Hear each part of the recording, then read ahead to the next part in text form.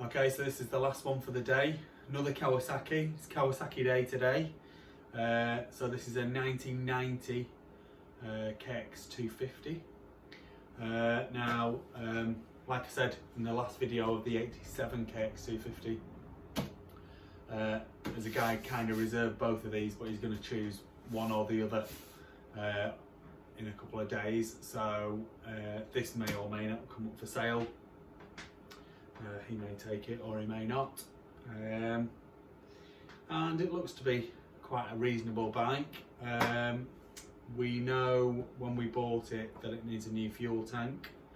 There's no fuel in it, but I'm assuming if you put fuel in it, it's going to leak. And the rest of it, the bike just needs a good going through, really. It's got good compression, it's got a spark, the kill switch works. I've cleaned the bottom of the carb, so hopefully we'll be able to get it running. And then let's just do a little overview of the bike in general, where we can zoom in as I normally do, and then we'll try and get it started, and then that'll be me for the day. Okay, so she's obviously been well used, but you know, she's 32 years old, so what do you expect? Full and a few cuts and bruises by the time we got to 32, I think.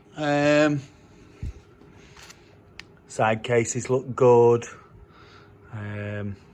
Exhaust's a bit battered here and there. Like I say, the tank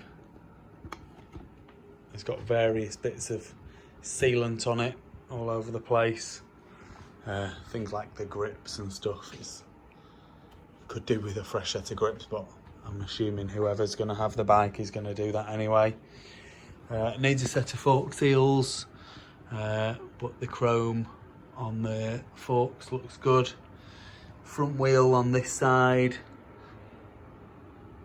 is round with no dents. A few scrapes and stuff like that, but no dents. The front brake does work. A few more exhaust dents around this side, but she looks generally in pretty good shape, really. The air filter was horrendous, so I've taken the air filter out and thrown that away. The cage is still there, obviously. Clutch is really heavy, and I would think that clutch will slip. There's absolutely no free play at all, and I've loosened the adjuster off as much as I can, so it probably needs a new cable, to be honest. Other than that, it's not really in bad. It's like these side casings, there's just not a lot of wear on them. And you know, the engine looks to be in good nick. Like I say, it turns over, it's got compression, it's got a spark, kill switch works. The rear wheel, no dents in this rear wheel either. So I wonder if this one's not been, maybe. So you put these on, you have like a flag on the back to alert people, you know, if people in like dune buggies and stuff are driving around, then they should be able to see the flag. So maybe this has been ridden more in a desert area, not particularly stony. Yeah, other than that, not really bad at all. So there's a tank, there's the bits of tidy up. I suppose it depends on how far you want to take it, really. If you want it absolutely mint, then yeah, you're gonna have to do a bit more, but then they all need doing, really. Let's do the gearbox test, and then we'll see if we can get a run in, and then I can get tidied up for the night. Okay, so it's a 5-speed box in neutral at the minute. Down into first, up into neutral, second, third, fourth, now fifth. That's the top of the box. Down into fourth, third, second, first. Just like that. Back up into neutral. Right, we'll get my fuel can out and we'll stick a bit of fuel in her. I'll put my motocross boot on this time, having ripped the side of my shoe on the last one, look. It's no good, that. Proper painful as well. So yeah, we'll get her running. Okay, that'll fire up about third kick then. My dog's gonna go mental, I have to warn you. He's outside. You can already hear, can't you?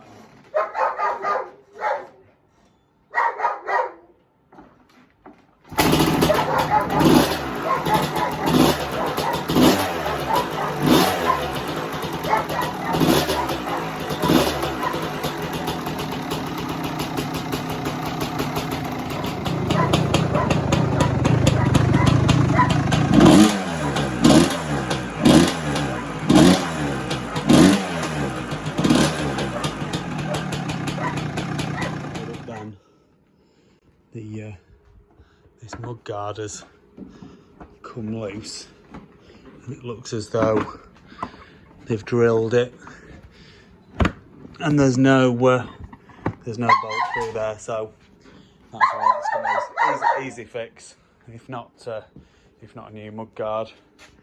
There you go, sounds pretty good. I'm sure it'll ride pretty good, and I'm sure after a bit of work I'm sure it'll be mega. Great Super EVO bike. Loving Team Green stuff at the minute.